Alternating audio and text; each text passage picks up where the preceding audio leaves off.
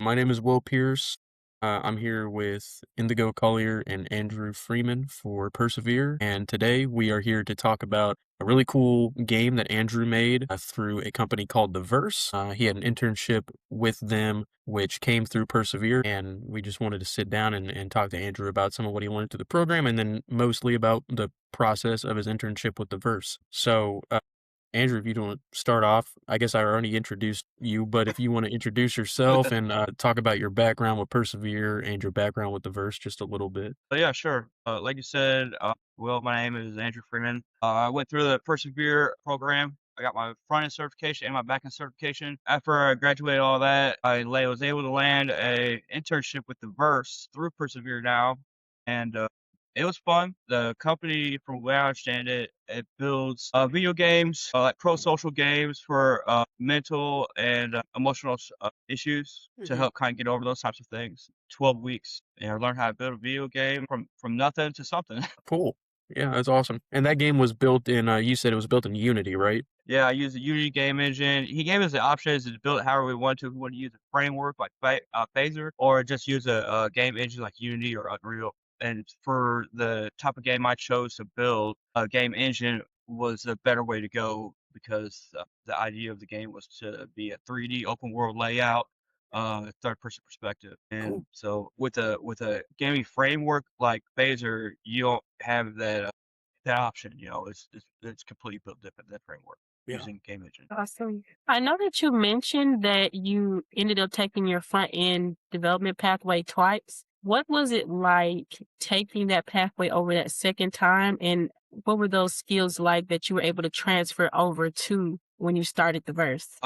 Well, the front end certification, I retook it over. I got to the very end the first time, but I had a health condition that I wasn't able to get on the computer or anything. So I talked to my caseworker with Persevere. I was like, "Hey, I'm gonna have to, start it over or take the finals later on at a different time." And we were talking for a few weeks back and forth, and I just decided it'd be better for me to just start the whole course back over. Kind of like a refresher, keep me sharper, relearn what I may have forgotten in the time that I was out of school before I started the back end course, and that helped a lot with my confidence in my coding and with my ability to learn because I was in this internship a month and a half, and my computer completely went kaput on me. That I lost all my work, and I was like, man, what am I going to do? And I talked to the mentor with Persevere that was mentoring me through this whole process, and he was trying to help me troubleshoot it, get the hardware fixed. And then I was like, you know what? I got this other computer on my desk. I just pull it out and turn it on and start all over. So I did Mhm. that, and everything that I had learned in the first month and a half in my internship, with understanding how game engines work and learning how to code in a language I'd never coded in before, I was able to put the game back together within about 12 hours. And that kind of gave me a boost of confidence, and me having confidence in my ability to learn and to be able to pick up where I left off and keep going, and not Yep. just be like a deer in headlights, be like, oh no, what am I going to do? I don't know what I'm going to do. It's so much work has already gone. And I just buckled down. I was like, you know what? I did it before. I can do it again. Watch this. Boom, boom, boom, boom, boom, boom, Mhm. boom. And boom, I had it done. I had it put together. I told my mentor. He was like, all right. I got back online. I was talking to him about it. And at our one-on-one with the verse, I told him about it. He's like, wow, that's great. So yeah, I mean, that kind of right there has kind of helped me in trusting in myself with having to redo the first cohort with the front end class with Persevere and having to rebuild my entire video game nearly overnight. I mean, that really gave me a lot of self-esteem, a lot of confidence in knowing my ability to be able to handle this type of career path. Absolutely. So talk to us just like a little bit about There Is Light, some of the background on why you made that game specifically and what your like ultimate vision for that was starting out and then now that it's finished. Well, Ben, he's a founder of the verse, and Mhm. we were under his, I guess you call it, authority or supervision or whatever throughout this process. And he said, you can do it however you want. Take your notes, make a slideshow, present to us in our team meeting what you've decided to do and how you decided to do it. And I decided to build a game to help someone get over that's grieving over a loved one or that's very depressed or something like that. I think I figured out how to build a game that someone dealing with those emotional issues can play to help them process that pain and that grief and that depression and stuff like that in a healthy manner. That's kind of what I was shooting for. But the reason that I chose to build this sort of game is because I had some loved ones pass not too long ago, and me myself, I've been kind of dealing with that same thing. So as I'm working to get through what my life has dealt me, I figured, why don't I build a game to help other people deal with the same thing that I've been dealing with for the past year or so, you know? Yeah. And that's kind of where the game There's Light comes from, because I Yeah. know, like, whenever you endure these types of mishaps in your life, it kind of emotionally puts you in a dark place, and you don't know how to get out. You know, you kind of get stuck, kind of living in a repeat mode every day, not knowing how to move forward. And so that's why I call it There Is Light. So when you start the game, it starts out at nighttime. You're running through the game, there's cabins and there's a forest and stuff like that. And then after you go through the game and talk to the people in the game, and you hear their quotes and their wise statements they have to say to you, it gradually becomes brighter. The sun eventually starts to come up. So by the time you're at the end of the game, the sun is already up. It's like high noon. And with the affirmations and stuff that you hear throughout the game, that's what's kind of uplifting your spirit, you know? Yeah. That's powerful, man. It's like a gut punch a little bit. Yeah. Yeah. I'm sorry to hear about the losses and stuff. That I know that hurts. I know that's hard for anybody. But you made something really cool out of it. I think you took that bad thing and turned it into something really really Yeah. incredible. They're Um, trying to turn it around to try and help somebody else, you know? If I could figure out how to Absolutely. get through it, if I figure out how to get through it, maybe I could teach somebody else how to get through the same thing. Yeah, 100%. Yeah. Yeah. Just playing the game myself, like, was calming. It had an effect on me just a little period of time that I was able to navigate the game.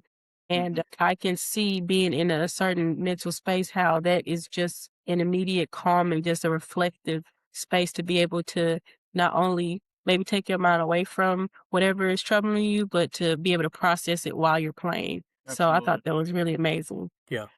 So Absolutely. before you start the verse, have you had any video game experience like creating? Like, what did you learn just from scratch with starting? Uh, as far as me and video games, in the past 39 years has been essentially no relationship. Like, I don't play video games. I'm not a gamer at all. My little brother, he was a gamer growing up, and like I walk past his bedroom or whatever, I see him in his room playing some video game. He playing Zelda or Grand Theft Auto or something like that, and passing. That's about it. But then when I got this internship, he was like, "Build a video game." I'm like, "Man, I don't even play video games. I don't even have a game console here." But I took the chance and took a leap of faith. I was like, "Man, I can figure this out, and it can't be that hard." And that's what I did. I had to learn the difference between framework and a game engine, and I had to learn how to build in 3D with the XYZ axis and different vectors and all kinds of stuff. Had to learn C sharp. I never worked with C sharp before. I don't remember it being part of the curriculum of Persevere, but it's a steep learning curve to have to learn a whole new language and learn how to build something that you've never had any experience in building whatsoever. And so I was like, man, I got this. I could do this. And so I just sat down and started researching and reading and watching tutorials and doing workshops and stuff like that until I was able to get it all together to make sense so that I wouldn't have errors all over my console and stuff like that, you know? And the troubleshooting process is pretty lengthy when you don't know what the heck you're doing. Yeah. I did wanna ask you about the 3D environments. Was making a 3D game, was that part of Ben's prompt, or is that something you chose? That's something I chose. Okay. The other two interns, they chose to use frameworks. I Yeah. think they used a phaser. I'm not for sure. But theirs is like 2D style video games. I Mhm. guess if you ever played Nintendo or Super Mario Brothers on Nintendo or something like that, their games are something along that nature. They're really fun games. I love playing their games. It's got like a nostalgia feel to it, like a nostalgia vibe because of the Yeah. way it's set up. It's really fun. They're really great games. I love them. But the 3D was my decision, just because I thought it'd be cool. I had this problem. I don't know if it's a problem or not, of jumping off the deep end into something and learning how to swim for myself and Yeah. Mhm.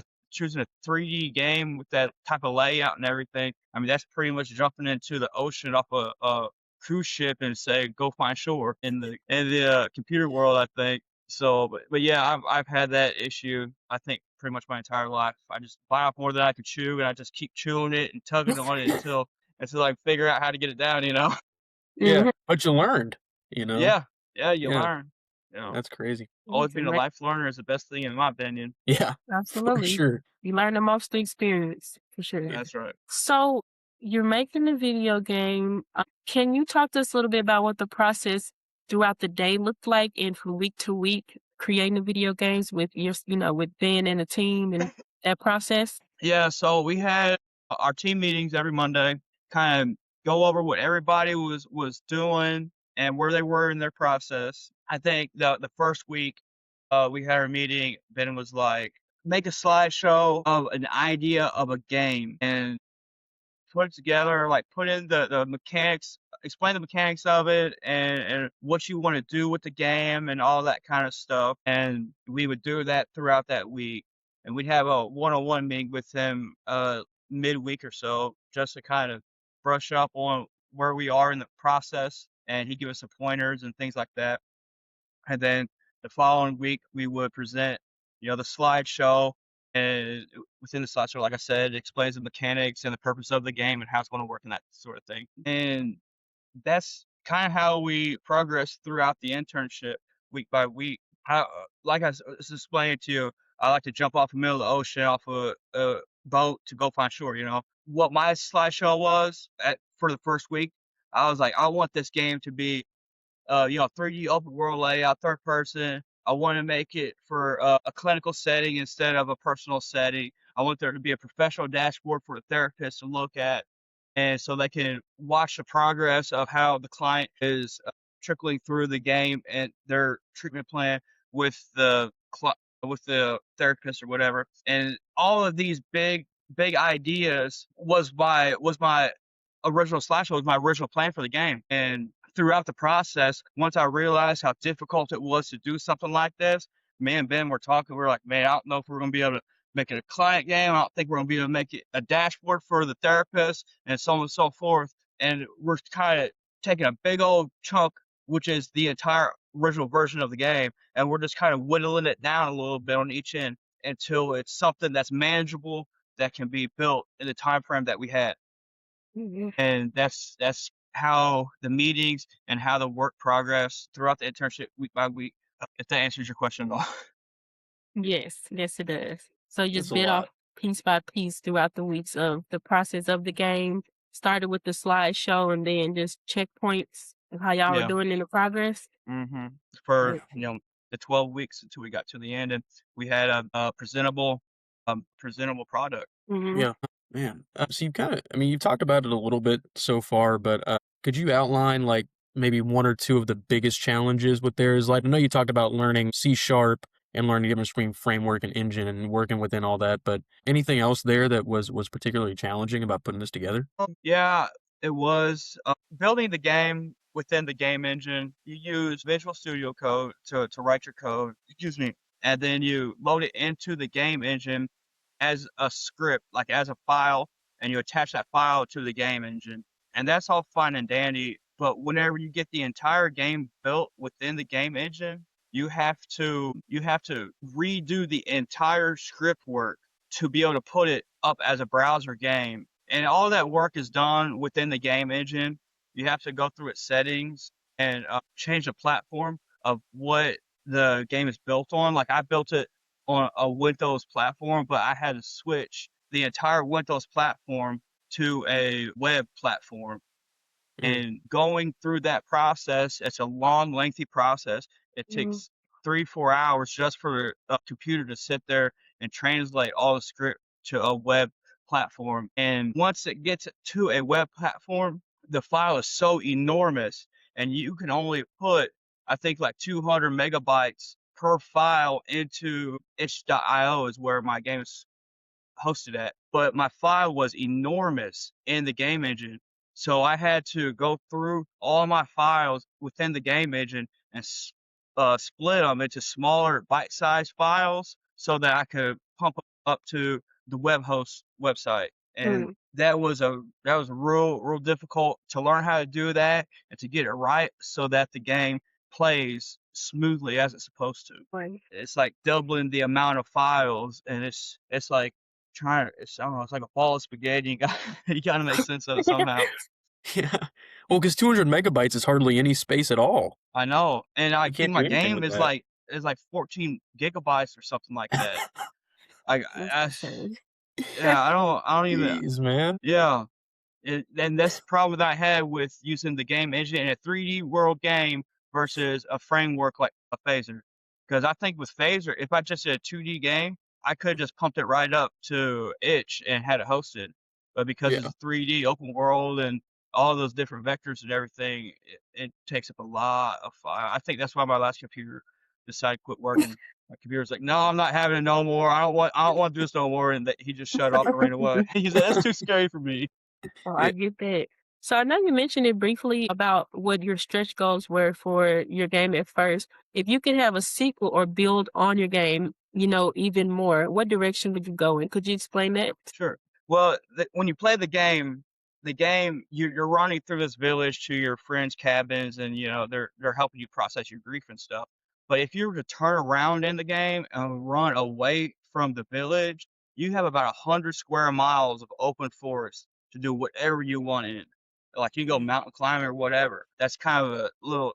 It gives me room to build onto the game, but at the same time, the game is centered into this village just so I could host it and have it complete and playable by the end of the 12 weeks. But to answer your question, yeah, I do have other plans. I do want to start, or I have been actually been building some more on it to it outside of that little village that you run through. And I thought about putting the race car track out there where you can hop in a go kart and drive it around in the forest and stuff like that. But That that's was fun. another conversation for another time, I guess.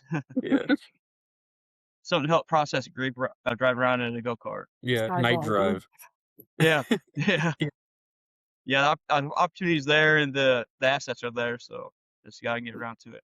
All right, so you're sitting here, you've completed this game, which is like a monumental success, I'd say. And what would you say to someone who wants to develop a game for themselves but has never done it before? They're picking up Visual Studio Code for the first time ever today. What's your piece of advice to them? I would say know what you want. Mm. Visualize the end and the beginning, and if you can visualize the end and the beginning, then you need to research and figure out what's the first step you need to do to get to that end goal. Okay, Yeah. if you need to learn HTML, CSS, and JavaScript first, go ahead, learn those things first, because those are like the fundamental things as far as building anything with a computer, game engine, or websites or anything. Those are the first three fundamental things. And then if you want to once you learn those three, you'll understand what a game framework is, and you'll understand the capabilities of a gaming engine. Mhm. And then from there, you can, whatever your end goal game is, you can choose from there. That's kind of what I've learned with Ben and Mike, our mentor with Persevere. Yeah, So, just get your mindset on what you want the end game to be, and then take the steps to get there. gotcha. Okay. So visualize your end and then Cool. your beginning and then just take the appropriate steps. Yeah, you know where you are sitting right here today. You know where you want the end of your project to end up at. You know what I'm saying? The Yeah, finished video game. So you take one step at a time, and those steps will lead you to where you need to go. sure. Yeah, incremental success. I like that. That's Mhm. cool. Yeah. Absolutely.